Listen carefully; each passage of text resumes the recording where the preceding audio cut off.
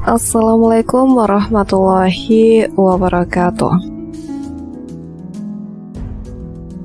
Dalam Al-Quran dan hadis ada banyak dalil mengenai keutamaan ilmu. Makanya Islam sangat memotivasi setiap muslim untuk terus belajar. Seperti diibaratkan dalam sebuah pepatah, tuntutlah ilmu dari buayan hingga liang lahat. Maka sepanjang hidup seorang mukmin seyogyanya diisi dengan semangat memperoleh pengetahuan. Nabi Muhammad SAW memberikan petunjuk tentang pengalaman menuntut ilmu. Pada saat yang sama, beliau juga mengajarkan pentingnya etika dalam kehidupan. Bahkan adab itu diposisikannya lebih tinggi daripada sekedar motivasi belajar.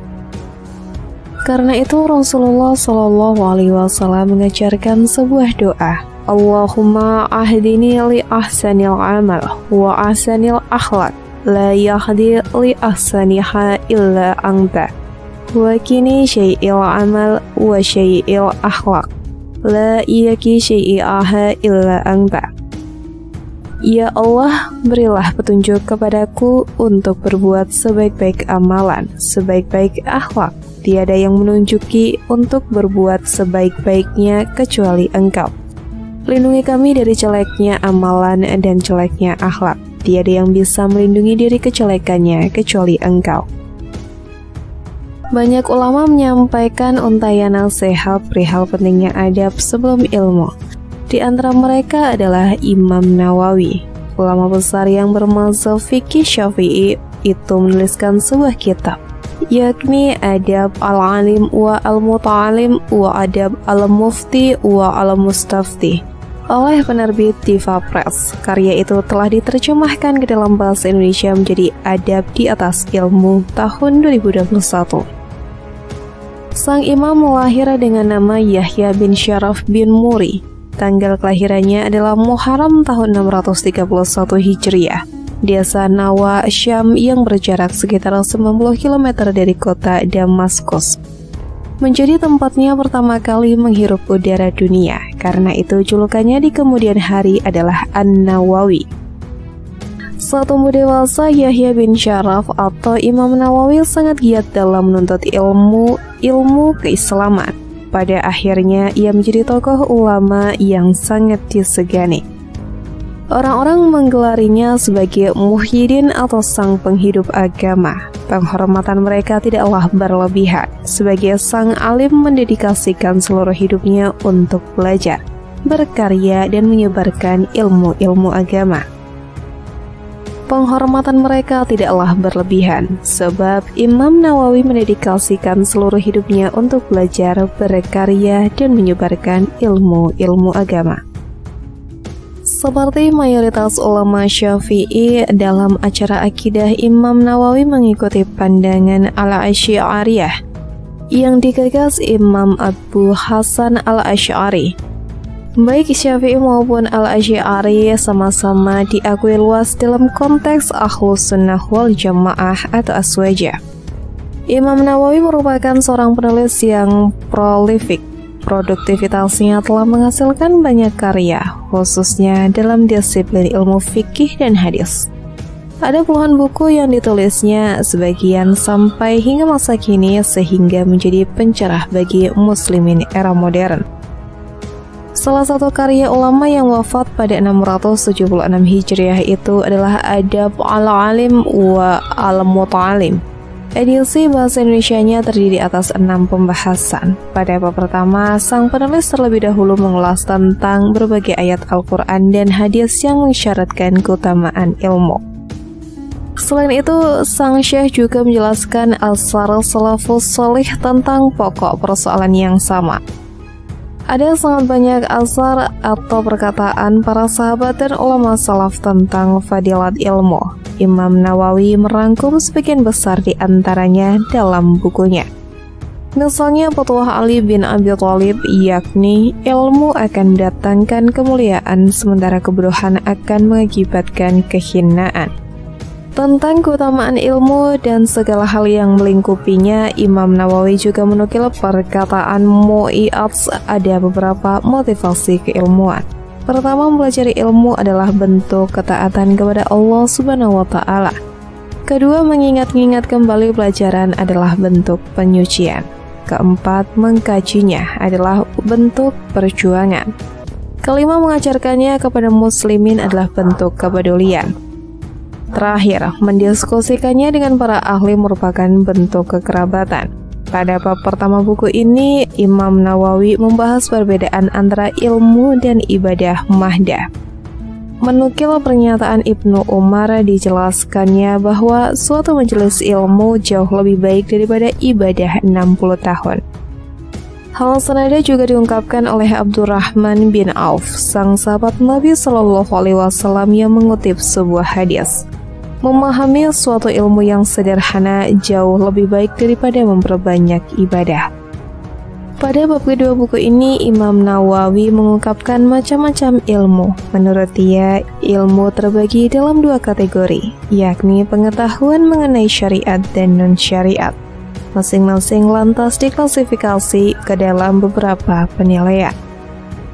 Mulai dari bab 3, Imam Nawawi menyoroti persoalan adab atau etika dalam proses belajar mengajar.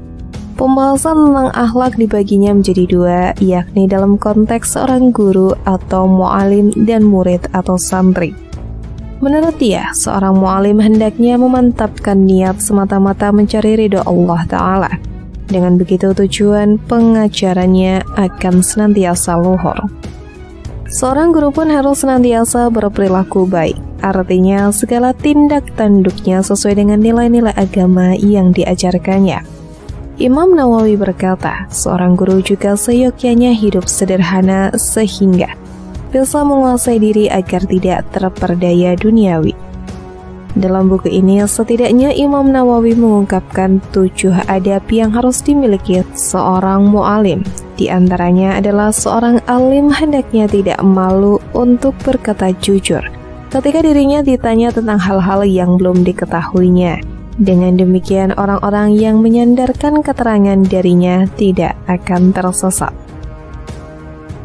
Adapun adab seorang murid, jelas Imam Nawawi antara lain seperti dinyatakan oleh Imam Malik. Menurutnya, seorang yang tidak benar-benar dapat menguasai suatu ilmu sampai ia merasakan hidup dalam kesusahan. Tentunya akhlak seorang santri kepada kiai merupakan hal yang teramat penting. Pada bab kelima, Imam Nawawi mengupas persoalan sejumlah etika dalam merawat hubungan antara guru dan murid. Umpamanya, kedua belah pihak tidak boleh melupakan tugas dan kewajiban masing-masing. Mu'alim maupun santri juga tidak diperkenankan untuk menanyakan hal-hal yang menyusahkan atau membuat bingung dengan tujuan semata-mata egoisme. Sebab menurut Imam Nawawi, pertanyaan-pertanyaan yang diajukan dengan tujuan-tujuan tersebut tidak layak untuk dijawab. Dalam sebuah hadis disebutkan Rasulullah Shallallahu Alaihi Wasallam melarang menanyakan masalah-masalah yang tidak ada manfaatnya. Melalui karyanya ini, Imam Nawawi ingin menegaskan tentang pentingnya adab. Ia banyak mengajarkan tentang akhlak yang harus dimiliki oleh seseorang pendidik maupun peserta didik. Apabila dasar adab telah kokoh, seorang alim dapat menjadi rujukan umat. Sebaliknya, sepintar apapun seseorang, pengetahuannya tidak dapat dijadikan acuan dan tidak pula menghasilkan kebajikan selama dirinya kurang berakhlak karimah. Imam Nawawi terus mengingatkan adab merupakan fondasi agama. Dalam sebuah hadis, Nabi Shallallahu Alaihi Wasallam menegaskan alasan diri beliau diutus oleh Allah Ta'ala adalah untuk memperbaiki adab yang baik pada umat manusia. Adab sangat penting dalam Islam. Seorang Syekh Abdurrahman bin Al-Qasim mempelajari masalah-masalah akhlak tidak kurang dari 18 tahun lamanya. Padahal sang alim mempelajari ilmu-ilmu lainnya hanya 2 tahun. Ibnu Al-Mubarak juga merelakan waktunya 30 tahun untuk mendalami masalah etika. Begitu pula ulama-ulama terdahulu lainnya.